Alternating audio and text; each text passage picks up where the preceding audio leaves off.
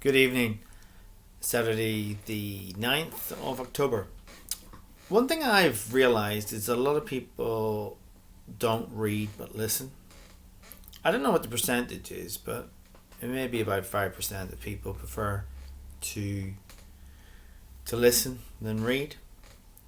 So some of those people have made me aware that it's easier for them to listen. Yes, even to this accent, rather than to read some of the things that I put up on Medium. I've been writing a series, well, what's become a series called Conversations with God. So this isn't connected to Neil Donald Walsh, who wrote a book of the same name, Conversations with God. This is more my take on conversations with God. Just to give you some background, I belong to a contemplative group. We meet every 2 weeks, and we usually have some material that we use over the 2 week period for our contemplations. The past while we decided just to free flow, see what comes.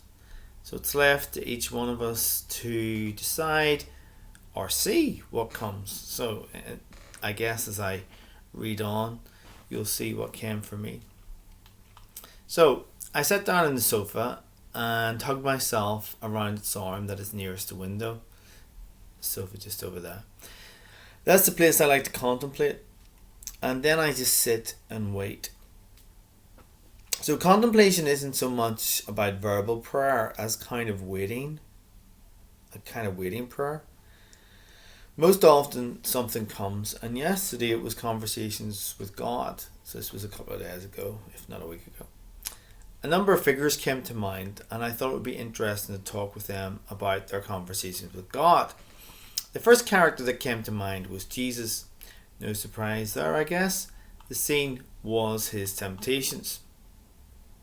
Now this is going to be slightly challenging because I then write what I ask Jesus, and then Jesus replies.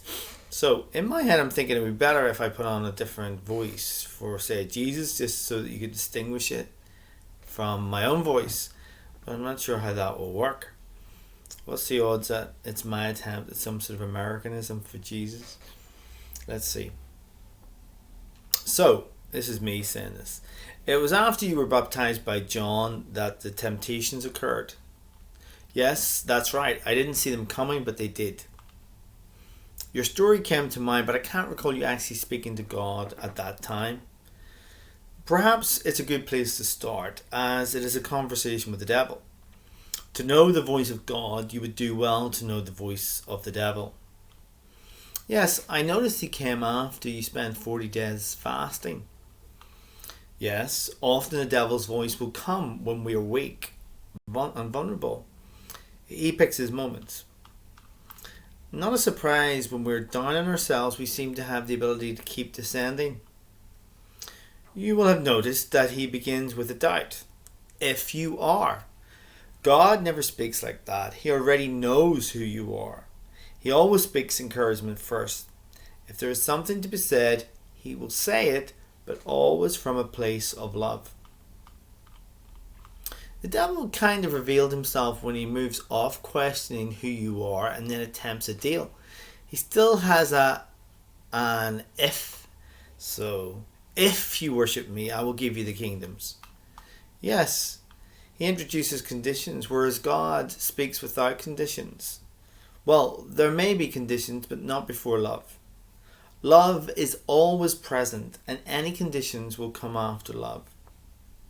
So, if God is speaking, will we always feel love regardless of what is said? And he will never question who we are, though he may question what we do. You've been speaking to him for a long time yourself, so you don't need me to answer that question.